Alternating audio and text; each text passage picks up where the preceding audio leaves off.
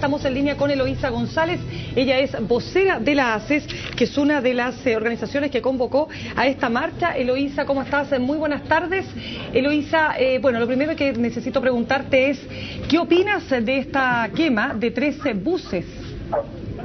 Ya, mira, primero que todo, aclarar que la marcha, cuando dio inicio, cuando intentamos marchar de forma pacífica, se nos reprimió con mucha violencia. Tenemos varios compañeros hoy que están heridos, algunos detenidos también, y en ese sentido, primero lamentamos mucho los hechos de violencia ocurridos, pero también apuntamos a que es bastante sospechoso que la Intendencia, habiendo retrasado tanto el permiso, habiendo tenido tanta poca disposición a poder dialogar y encontrar un punto de acuerdo para un recorrido que diera una marcha pacífica, ahora se esté dando cuenta de varios buses del Transantiago quemados. En ese sentido, yo apuntaría directamente como representante de los estudiantes secundarios y también habiendo vivido casos anteriores a que esto también es parte del montaje por parte del Estado, en el sentido de que no tenemos claridad quiénes son esos encapuchados, no tenemos claridad de cuáles son específicamente esos o cómo han transcurrido esos hechos de violencia. Y aquí me preocupa mucho y bastante la actitud por parte del gobierno de querer criminalizar, de querer armar montajes, de querer sofocar los movimientos estudiantiles y sociales. Eloísa, de todas maneras hay que decir que esta no es la primera vez que se produce una marcha con la quema de un bus. Sí, la concentración, digamos, de 3 buses en muy pocas horas, eso por supuesto que llama la atención y es un elemento quizás diferenciador de otras marchas, pero de todas maneras convengamos en que este tipo de actos violentos han sido ejecutados en situaciones anteriores y hasta donde yo he escuchado no se ha hablado de montaje. ¿En qué te basas tú para señalar que aquí podría haber un montaje, considerando además las características y cómo se dieron estos acontecimientos? Mira, primero que todo, no es indiferente, no es tampoco información que esté basada en hechos que no sean concretos, sino más bien todos conocemos que hay infiltrados por parte de Carabineros, hay también intenciones de intervenir en las manifestaciones, se intervienen en los espacios también estudiantiles, y de una forma se trata de cooptar el libre albedrío en el fondo de la manifestación y de la organización de los estudiantes. Sí, estoy de acuerdo contigo de que estos hechos no debiesen ocurrir, de que debiesen haber permitido la marcha por la MEA, de que debiesen haber permitido esta multitudinaria congregación hacia un escenario, hacia por lo menos una actividad cultural en conjunto, pero que debido a la intransigencia, el no al diálogo por parte de la autoridad, se dan estos registros de hechos de violencia que son lamentables, pero lamentables principalmente porque dan cuenta de cómo la intransigencia del Ejecutivo hoy nos coopta para poder llegar a acuerdos concretos que solventen el problema fundamental de la educación.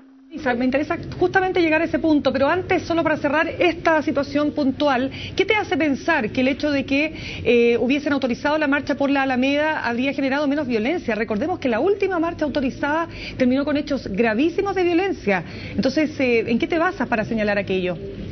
Mira, yo he estado puedo ser de testimonio de esa marcha, estuve también junto a mis compañeros adelante y puedo dar fe de que Carabineros inició los enfrentamientos, de que Carabineros una vez marchando, a pesar de que estaba autorizada la marcha, empezó a provocar a los manifestantes, empezó a reprimir. Por lo tanto, yo no estaría tan segura de decir que es por las marchas que ocurren estos hechos de violencia, sino que estos hechos de violencia son constantes por parte de Carabineros.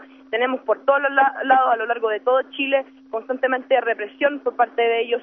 Hay niños mapuches baleados, hay que recordarlo también, la violación de los derechos del niño. Por lo tanto, aquí tiene que haber un pronunciamiento del Ejecutivo para cesar con esta violencia, pero principalmente solucionando los problemas concretos que tenemos los estudiantes secundarios y universitarios. Eloísa, te saluda Carlos Reich. Quería preguntarte tú decías, estabas tratando de hablar de los recorridos de la marcha propuestos por la Intendencia y decías en un momento, claro, no se les permitió hacer un recorrido que terminara en un acto cultural. ¿Parque O'Higgins no era un lugar, por ejemplo, propuesto ideal para hacer una marcha y que terminara en un escenario y en un acto cultural, por ejemplo? Podría haber sido una buena alternativa. El problema es que se nos avisa 2 días antes de la marcha, por lo tanto tendríamos que haber desarticulado un sinfín de cosas que habíamos organizado para ese día. Si la Intendencia hubiera respondido hace una semana, cuando nosotros pedimos el permiso correspondiente, una semana y media atrás, nosotros podríamos haber llegado a un acuerdo perfectamente, pero debido a al silencio de la Intendencia se han producido estos hechos. Eloísa, fíjate que el subsecretario del Interior, Rodrigo Villa, ha dicho que los convocantes son responsables de todo lo que suceda hoy y están desafiando a la autoridad. ¿Qué le contestas tú? si quieren criminalizar a los dirigentes sociales, si quieren encarcelarlos, entonces ¿por qué no mejor también acusan y hacen seguir la ley a aquellos que hoy lucran con la educación superior, aquellos de los que son responsables hoy en día de que la educación esté en crisis? Primero tendríamos que ver quiénes son los reales culpables de que hoy en Chile la educación esté como esté. Eloísa, hablábamos, bueno, lamentablemente siempre estos hechos de violencia empañan las grandes demandas de los jóvenes, los estudiantes que salen a marchar, pero vamos también a eso. Yo quiero saber, respecto de lo que te compete a ti como vocera de la ACE, pero también de los secundarios, ¿qué es lo que está pasando ahí? Porque la sensación que a uno le queda es que ustedes son los que menos ganaron, si se quiere, con las marchas del año pasado. ¿Qué cosas están pendientes? ¿Qué falta?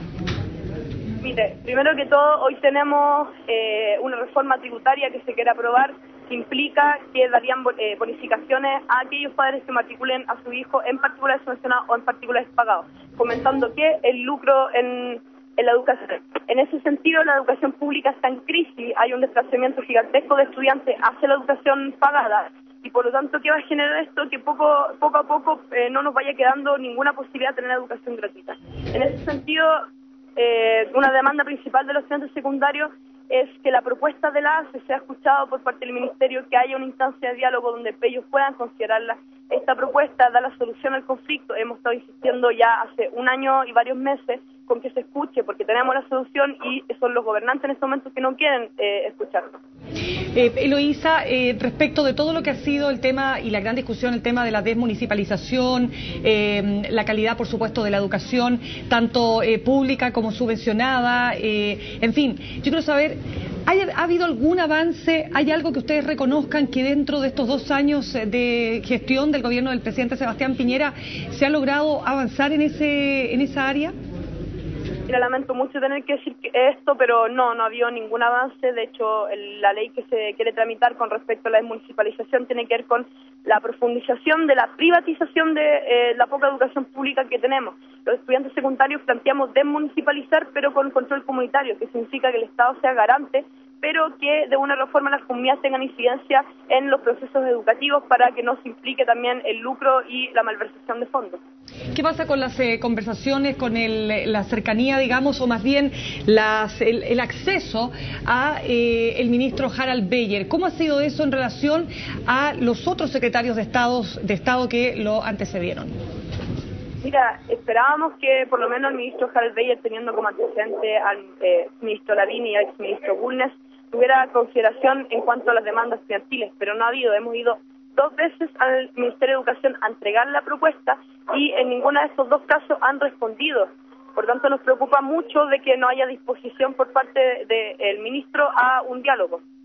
Eloísa, fíjate que ayer también se escuchaba de parte de voceros líderes, llamaron a todos los colegios y universidades a ser partícipes, por supuesto, de la marcha de hoy, pero también llamaron a tomarse establecimientos y radicalizar las manifestaciones. ¿Es la manera, dirías tú? Mira, como no ha habido diálogo, no ha habido disposición por parte del ministro, no nos queda otro recurso más que convocar a las familias chilenas a denunciar la violación de los derechos del niño y por otra parte también a radicalizar efectivamente el movimiento estudiantil. Y esto implicaría no solamente toma de establecimientos o toma de federaciones y facultades, sino también mayores actividades que impliquen marcha o paralización de las clases, etcétera. Pero espérate, ¿pero está contemplado entonces el tomarse nuevos establecimientos educacionales? Y nos descartan las tomas durante los próximos días. Bien, Eloísa González, gracias por este contacto con CNN Chile. Muchas gracias. Bueno, ahí estaba entonces